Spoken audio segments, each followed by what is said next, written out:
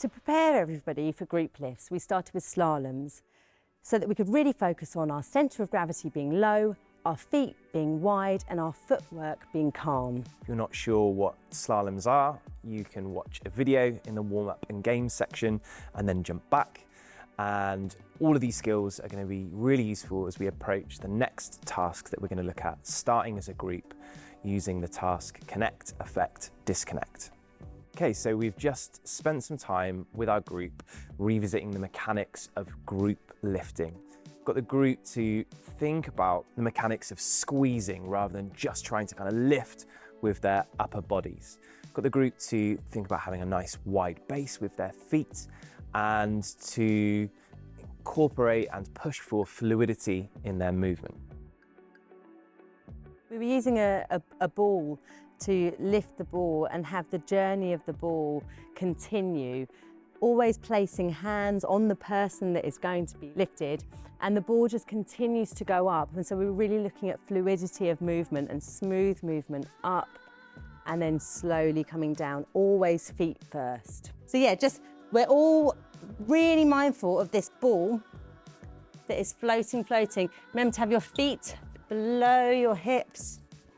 That was good, guys. And it's coming down. So feet are always the first thing, remember that. Nice soft landing. Soft, soft, soft. Yeah. Dropping down, push down into that leg, push down, and she is up. Okay, and then down. Okay, we're going to move on to a group creative task called Connect, Affect and Disconnect. We've got 2 groups of 6. You could do this with smaller groups, you could even do this with 2 people, but we are going to work in a larger group today to have a look at group material. So the way this works is one member of the group is going to stand in front of the rest, as we are now. I'll be that one person. Just bear in mind that this person stood here does need to remember quite a lot of information, and we're going to use those words Connect, Affect, Disconnect to develop this string of material. And the way it works, just to begin with, our first building block is that one by one, each member of the group will come and we'll use those words. So let me show you. So Jaheem's going to come over and he's going to connect somewhere on my body. Jaheem's connected onto my shoulder. I now need to affect that connection. So I need to start that impulse. It could be really simple. It could be that I just place Jaheem's hand onto my other shoulder, or we could explore a different way. It could be that his hand slides down to my wrist, or it could be that I flick your hand up and it lands onto the other shoulder. There we go. I like that one. We'll go with that one. So we've got our connect. Let's just rewind, Jaheem. We've got connect, affect, and the last word, disconnect. I need to instigate this. I need to find a way to disconnect and send Jaheem back to the group, okay? It might not be about finding the shortest way. It's about taking a little bit of time just to explore the words and to see where that kind of leads you.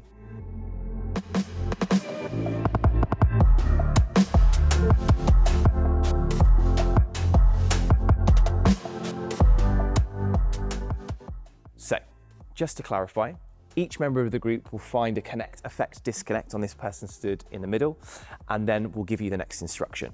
Off you go.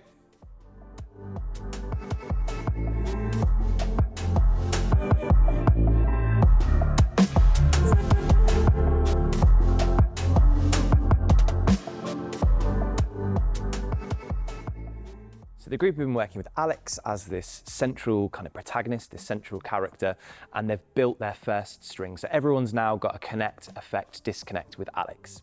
Now, you could go in many different directions with this. You could build another layer each and you could change the order. But what we're actually going to do is our second layer is we're going to build one group connect, affect, disconnect.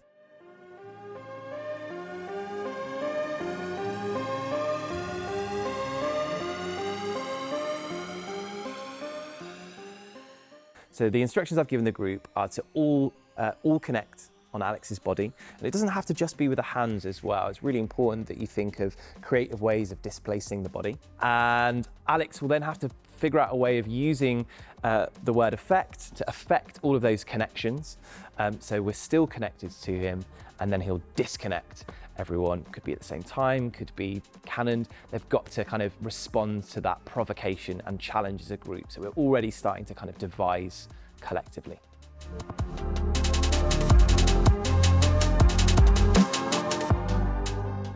We've now built 2 sections of Connect, Affect, Disconnect, one with each individual and one group layer.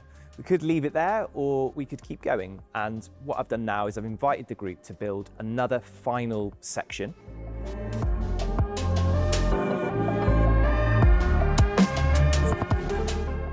This time they can change the order. All they need to do is have 5 Connect, Affect, Disconnects. So it could be that one is with 2 people, the next one's just with 1. They could do another group one if they want. But the next section involves 5 more Connect, Affect, Disconnects, and it can happen in any way the group decides.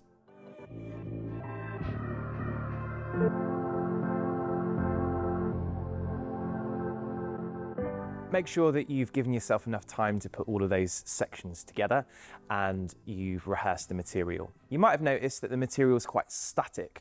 So the next instruction, the next building block I've given the group is that they always have to be moving around this central protagonist throughout the sequence.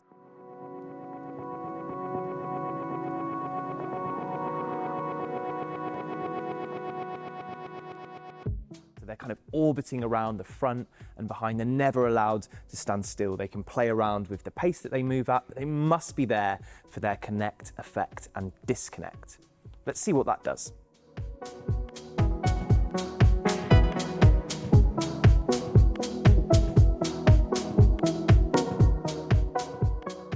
So you can see that just from that one building block, that one instruction, that the sequences become really dynamic and they almost kind of explode into life. We could leave it there, or we could keep adding layers, and we are going to actually add on one more layer, guys, okay? So all of the lifting technique that we've been exploring, we're going to invite the group now to see if they can find maybe 1 or 2 moments where they can turn those connections into a group lift.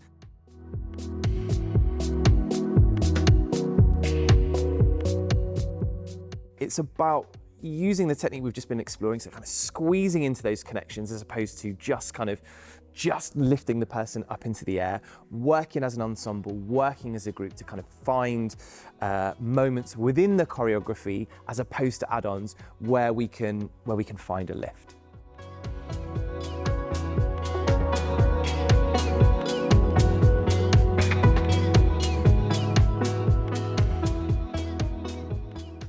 Now built all of our material and we've included some lift work in there as well.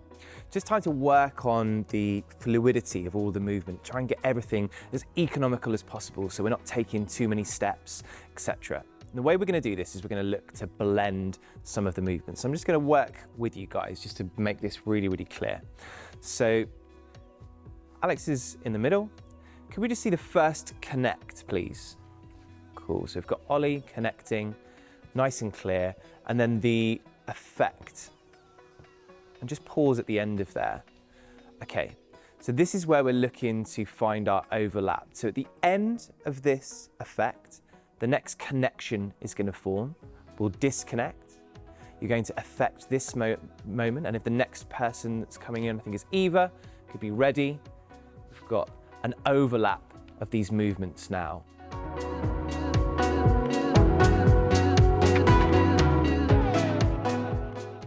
It's probable that you'll need to go a bit slower in order to be able to work it out.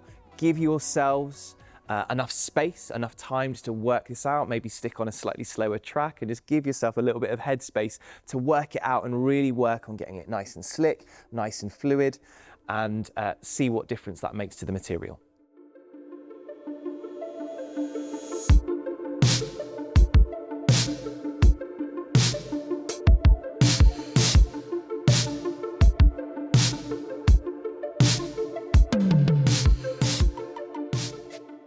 Okay, so now we've built the material, we're at a position where we can start to challenge the presumptions within the material and ask ourselves, what if I change this around, or what if I add this in, to see what happens, see how that affects and changes the material, how it starts to tease out story or not, it might not work.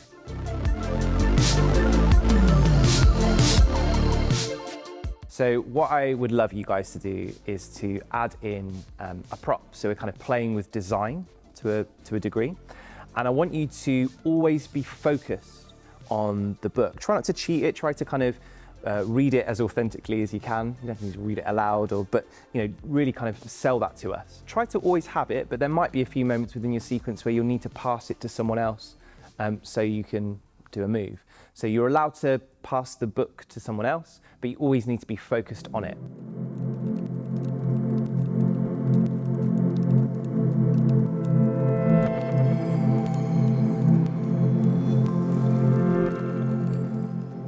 Okay, so already by just adding in that one prop, it starts to tell this story immediately. I want to encourage you not to try and dictate what that story is. Just focus on the enjoyment of the book. We could go further and kind of be really specific about what that book is. Like, is it a diary that you shouldn't be reading, or is it is it Alice in Wonderland and it's the first time you've read that and it's blowing your mind? But just for now, I just want to capture you through and just really enjoying it. So the nudges become less about like being frustrated and more, about the enjoyment of the book, or it's kind of inconsequential.